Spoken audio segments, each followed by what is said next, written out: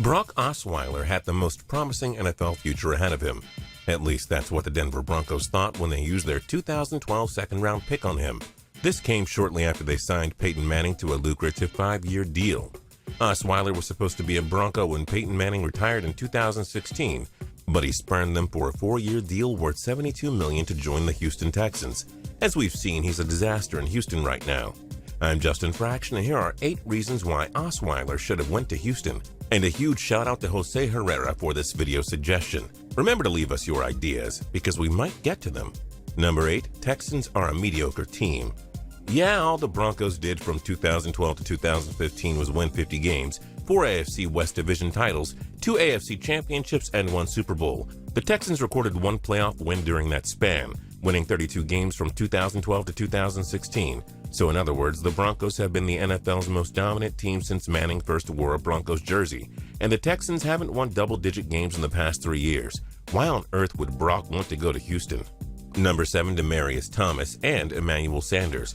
Osweiler was a strong fit in the Broncos system and made great chemistry with the Broncos' top weapons. Emmanuel Sanders played 5 games with Osweiler, catching 25 passes for 397 yards and 2 touchdowns. As for Demaryius Thomas, he had 32 catches for 371 yards and 4 touchdowns for 6 games with Osweiler. It's clear that he was going to shine with these 2 dangerous receivers. Yet Brock went to Houston, where DeAndre Hopkins was the only guy who could catch. And how has Hopkins looked this year? That's what we thought. Number 6, better offense in Denver. We already touched base on the Broncos having better wide receivers than Houston. You may point out Lamar Miller as the Texans' top running back, but C.J. Anderson is no slouch in Denver either. Just look at Trevor Siemian in Denver now. A career third stringer looks better than half the NFL quarterbacks already. Gary Kubiak has built a better system to help any average quarterback win games. Who's the best QB in Houston Texans history anyway? Matt Schaub? With all due respect to Bill O'Brien, he hasn't been able to show his magic as an offensive guru. Number 5, he had it all in Denver. What more could you ask for when you're just becoming a starter? You want to be on an experienced championship team? You want good wide receivers, a solid ground game, and an extremely reliable defense that can bail you out, especially during bad days. Osweiler had a ton of fans that loved him in the Mile High City. John Elway had faith in him to be the franchise quarterback. But he went to Houston, who has J.J. Watt, who we like. Last time we checked, Watt's pass rushing skills don't make Osweiler a better QB. Number 4, replace the legend of Manning. So, Steve Young did pretty good replacing Joe Montana, a 4-time Super Bowl champion with the San Francisco 49ers. Tom Brady replaced Drew Bledsoe, and Aaron Rodgers did just fine replacing Brett Favre. Wouldn't it be awesome to replace a guy like Manning if you're Osweiler? Not much pride in taking over for Brian Hoyer in Houston. Number 3, money doesn't buy happiness. John Elway delivered a golden quote regarding Osweiler leaving the team for Houston. We've stayed true to our philosophy of building a team with players who want to be Denver Broncos and want to be here. That's been a successful approach for us. Osweiler instead chose to go to Houston for $72 million. If he forever struggles in Houston, he'll surely realize it's better to succeed in life than to suck for dollars.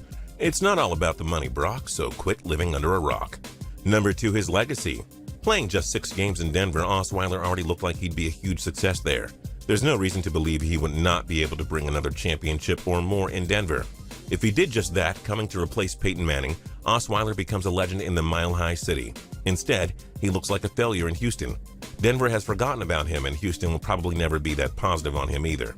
And number 1, the history of Texans quarterbacks. Hey, Brock?